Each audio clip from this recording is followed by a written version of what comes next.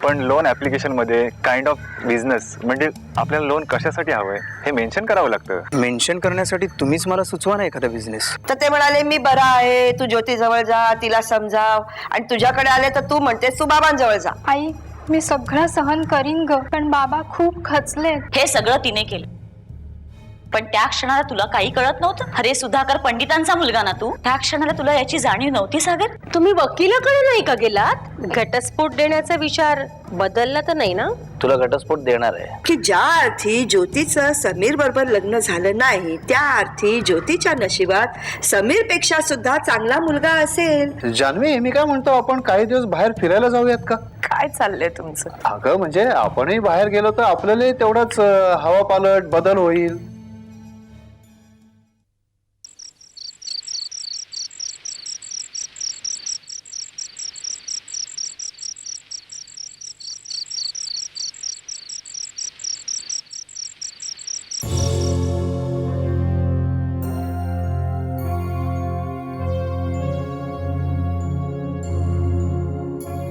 अवी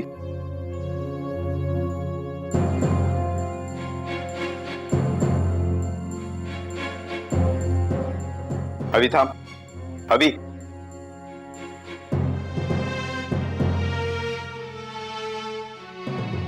मला तुझ्याशी बोलायचं। बोल।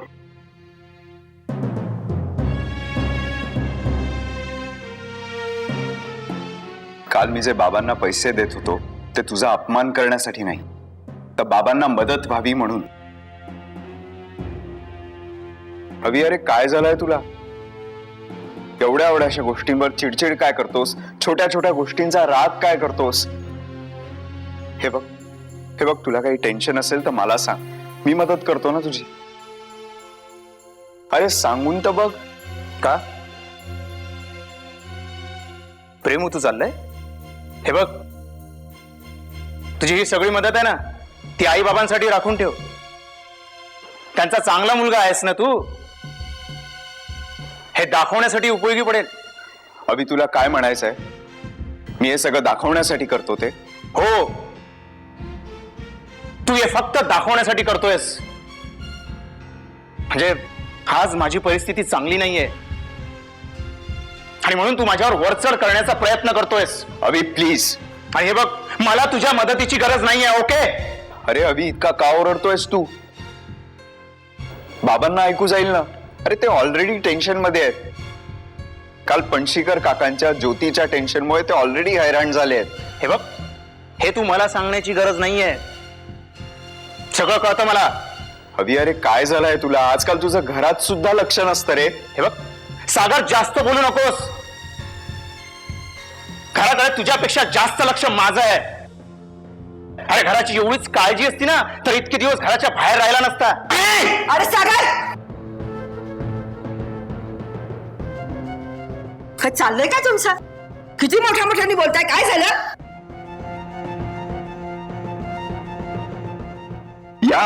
या अवीला मी सांगत होतो की आई या सागरला समजावून दे, माझं उगाचच डोकं फिरवू नको म्हणून। अरे आधीच घरात काय चाललंय तुम्हाला माहितीये का? आधीच हे मनस्तापाने इतके हैराण आहेत, त्यांना ज्योतीमुळे किती मनस्ताप झाला याची कल्पना आहे तुम्हाला? आणि तुम्ही एकमेकांशी भांडत बसला तेही मोठमोठ्याने. अरे एकमेकांना समजून तरी घ्या.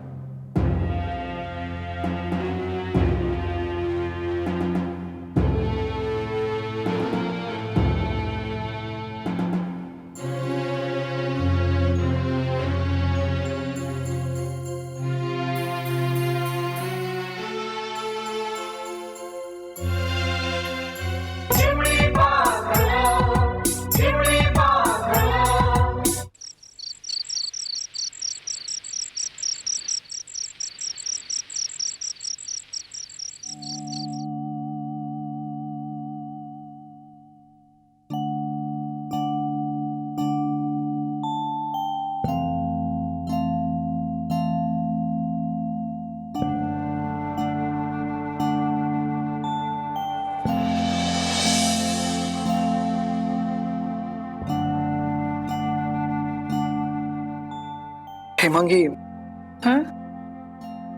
उद्या उद्या सुधाकर रावांकडे जायचंय. तुम्ही तिथे जाऊन त्यांना उद्या काय सांगणार आहात? तोच तर प्रॉब्लेम आहे. उद्या जाऊन मी त्यांना काय सांगणार आहे आणि काय सांगणार नाहीये हे माझं मलाच माहित नाहीये ग.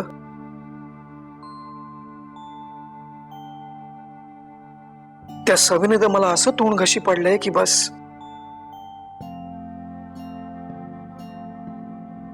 समीरने आतापर्यंत ज्योतीला फोन केलाही असेल आणि ज्योतीनेही सुधाकर रावांना तिचा नकारही कळवला असेल.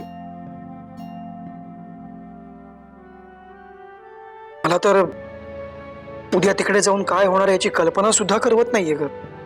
अहो, तुम्ही ना त्यांना स्वतःहून काहीच सांगू नका. त्यांनी विषय काढला तर सांगा. आणि ज्योतीलाही एकदा तिची मर्जी विचारून घ्या.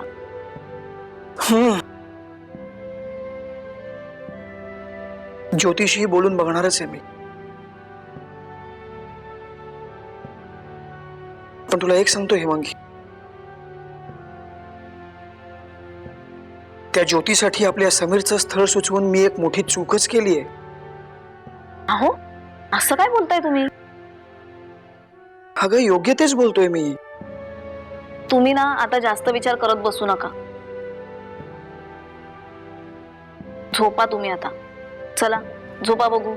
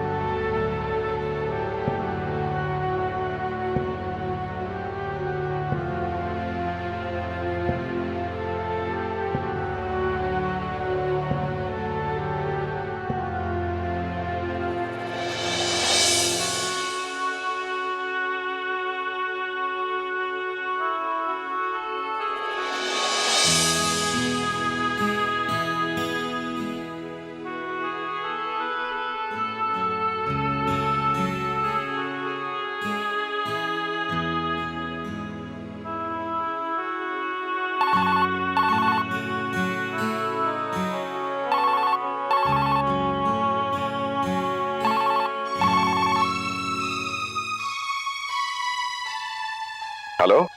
हा हॅलो. हा नमस्कार सुधाकर राव. हा मी पणशीकर बोलतोय. अरे बोला बोला पणशीकर साहेब, काय म्हणताय? मी मजेत. काय म्हणताय तुम्ही? काय म्हणताय, कसे आहात? मी मजेत आहे साहेब, तुम्ही बोला.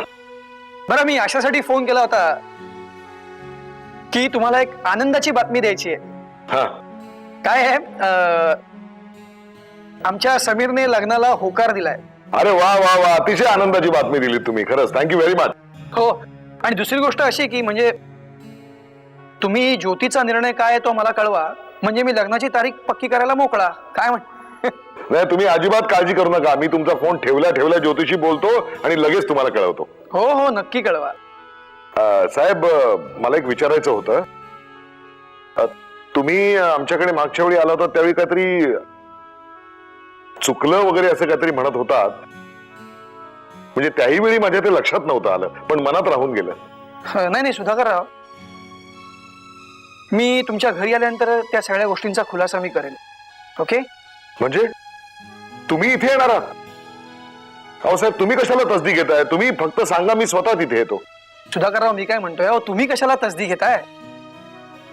मी तुम्हाला प्रत्यक्ष येऊन भेटतो, मग आपण सविस्तर चर्चा करूया. बर बर बर, जसं तुम्ही म्हणाल तसं. आणि हो बरं का, मी तुमच्या घरी येण्या अगोदर तुम्हाला कळवेन फोन करून. हो हो, थँक्यू व्हेरी मच. बर, ठेवू का फोन? होय साहेब, हो. बर, काळजी घ्या.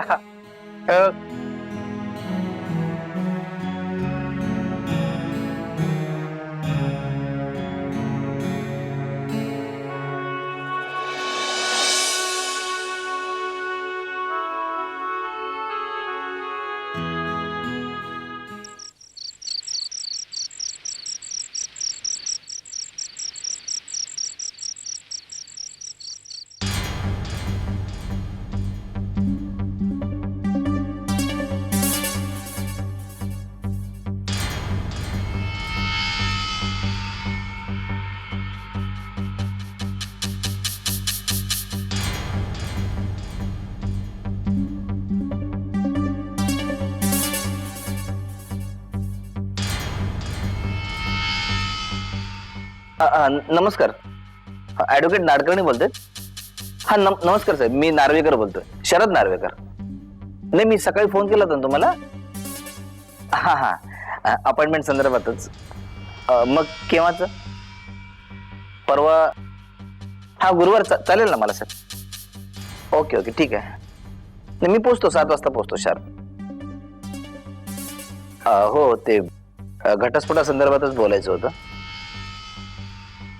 नाही नाही नाही, मी स्वतः आहे सर, स्वतः माझी केस आहे. Okay okay. मी तुम्हाला गुरुवारी भेटल्यावर डिटेल सांगतो ना साहेब सगळं. चालेल चालेल.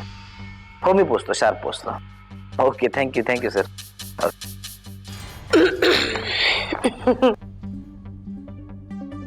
वा, छान. घटस्फोटाची तयारी अगदी जोरात सुरू दिसते.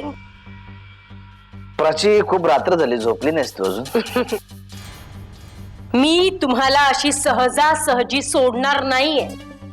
मी तुमच्या त्या घटस्फोटाच्या पेपर्सवर सह्या करणार नाहीये, कळलं? प्राची, रात्र झाली, मला जरा झोप येते, मी झोपू का? हो का? नाही, मी तुम्हाला अशी सोडणार नाहीये, लक्षात ठेवा तुम्ही, कळलं? Prachi, good night and sweet dreams. हे बघा, मी घटस्फोटाच्या पेपरवर सह्या करणार नाहीये. अशी सहजासहजी तुम्हाला सोडेन असं वाटलं की काय तुम्हाला? मी तुम्हाला सोडणार नाही शरद नार्वेकर. मी प्राची आहे, प्राची.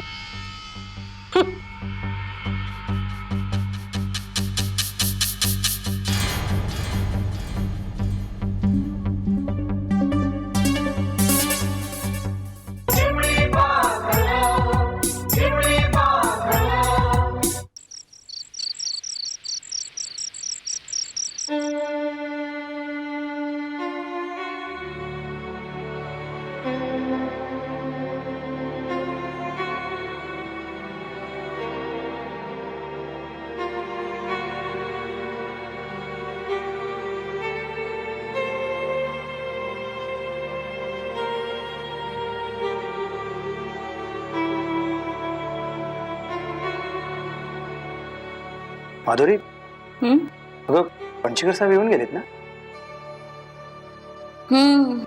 मग असं आनंदी व्हायचं सोडून सगळे असे चेहरे पाडून का बसले? अरे, ज्योतीचं लग्न जमत नाहीये. का? म्हणजे आता काय झालं? तो समीर काहीतरी अमेरिकेला चाललाय. का? त्याचं काहीतरी फिल्म प्रोजेक्ट आहे. म्हणजे कायमचा चाललाय का तो? नाही 3-4 महिन्यासाठी. मग काय प्रॉब्लेम आहे? आय मीन 4-5 महिन्यानंतर परत आल्यावर तो लग्न करेल ना. हो, पण ज्योतीचं असं म्हणणं आहे की तिला फिल्म इंडस्ट्रीतल्या कोणत्याही व्यक्तीबरोबर लग्न करायचं नाही. मग तिने अगोदर क्लिअर कट सांगायला हवं ना. म्हणजे इतक्या दिवसांनी सांगते. नाही अरे, पंचीकर साहेब सांगत होते की ज्योतीचं आणि समीरचं याविषयी बोलणे झालं होतं आधीच. तिने त्याला आधीच सांगितलं होतं की फिल्म इंडस्ट्री जर तो सोडणार असेल तरच ती त्याच्याशी लग्न करेल. आणि पंचीकर साहेबांचं असं म्हणणं आहे की ज्योतीचा हा निर्णय योग्य आहे. त्यामुळे फायनली काय ठरलं? फायनली काय, लग्न होणार नाही असं दिसतंय. म्हणजे ज्योतीचं लग्न समीर बरोबर जमणार नाही. I think. माधुरी, मला नाही पणशीकर साहेब जरा ओव्हर स्मार्ट वाटत.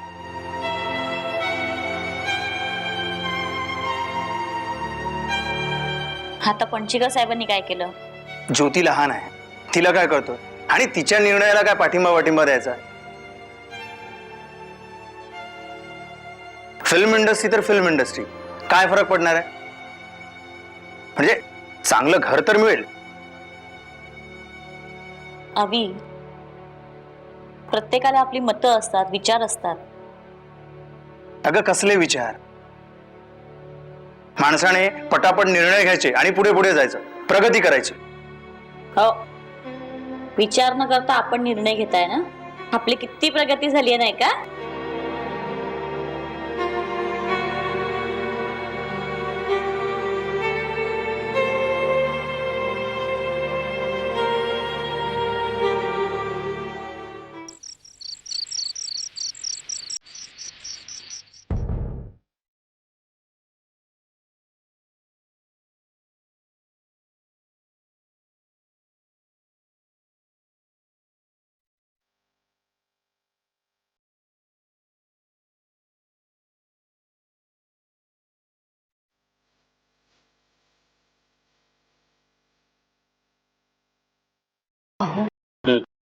असं कसं घडलं हो?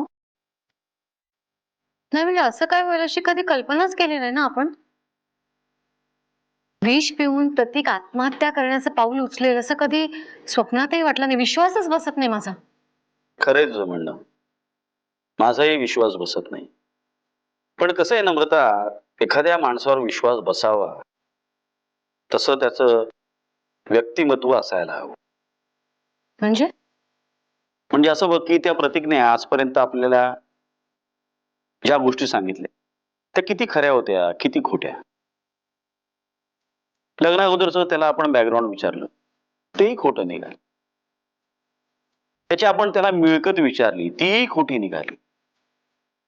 बरं, स्वभाव तरी बरा असावा, पण स्वभावतही खोटेपणा. प्रियवर लग्न केलं आणि नंतर कळलं की त्याचं माधुरीवर प्रेम होतं. सांग ना, अशा माणसावर आपण कसा विश्वास ठेवा? खोटारडा माणूस आहे का? अहो पण कदाचित ह्या सगळ्या गोष्टीचा त्याला पश्चाताप झाला असेल, म्हणूनच त्याने आत्महत्येचा प्रयत्न केला असेल. हे बघ नम्रता, अशा वृत्तीच्या माणसांच्या शब्दकोशात आत्महत्या, पश्चाताप वगैरे असे शब्द नसतात. म्हणजे तुम्हाला असं म्हणायचंय की त्याने आत्महत्येचा जो प्रयत्न केला तो खोटा होता? हो, अगदी खोट आहे. मला माझा तर दाट संशय आहे. अहो, आपण स्वतः प्रत्यक्ष डोळ्यांनी पाहून आलो ना तिथली परिस्थिती. कसं आहे नम्रता, डोळ्याने आपल्याला सगळं दिसतं ना, ते खरं नसतं. म्हणजे बघ की आपण डोळ्याने जे पाहतो ते सत्य असेलच असं काही नाहीये. मला सांग, आपण तिथे गेलो असताना तो डॉक्टर पाहिलास का? तो तुला डॉक्टर वाटत होता? त्याचे ते विस्कटलेले केस, त्याचा तो अवतार, मला तर तो नाक्यावरचा मवाली वाटत होता. तुला नाही वाटलं तसं? हो, वाटलं खरं. पण खरं सांगू का, माझं ना फक्त प्रियाकडेच लक्ष होतं. बाकी कुठे पाहिलंच नाही मी. हो, आता काय करायचं? हे बघ नम्रता, तू काळजी करू नकोस. अगं मी पाहतो ना काय करायचं ते. मी काय म्हणते, तुम्ही प्लीज जरा प्रियाकडे जा ना आता. म्हणजे ती एकटीच आहे, जरा तिला आधार वाटेल. अरे नम्रता, अगं हे बघ, तू काळजी करू नकोस. मी तुला सांगितलं ना, मी पाहतो काय करायचं. You don't worry. ओके?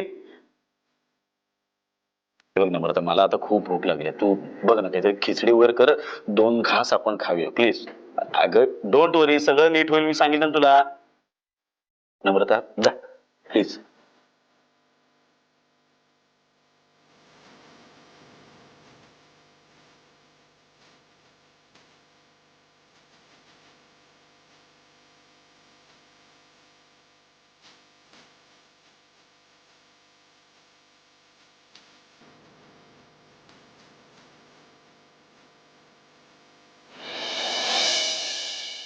मला असं वाटतं की तुम्ही दोघं जण एकदा बोलून बघा ना त्याच्याशी.